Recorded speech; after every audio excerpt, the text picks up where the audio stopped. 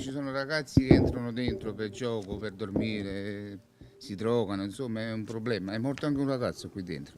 Aveva 27 anni il cittadino tunisino, morto intossicato dalle esalazioni di monossido di carbonio poco più di un anno fa all'interno della ex caserma dei carabinieri di via Brigata Padova, ma aveva rischiato anche un diciottenne che era con lui. E fuochi se ne accendono ancora in queste fredde notti nel piazzale di questo edificio enorme. Sull'asfalto i resti di carboni bruciati e coperte. Erano qui da un mese, ci raccontano i residenti. Il materasso semidistrutto lo hanno portato via qualche giorno fa.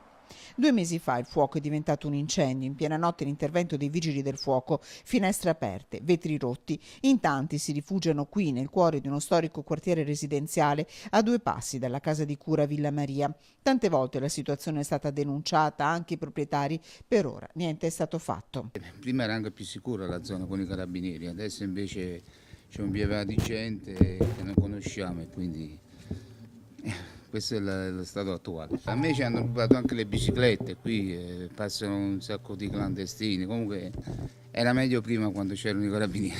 Entrano da buchi della recinzione, da questa via laterale lontana da occhi indiscreti, ci spiegano i residenti. Oggi il lucchetto c'è e il cancello è chiuso, ma durerà poco. In tanti sono pronti a scommetterci.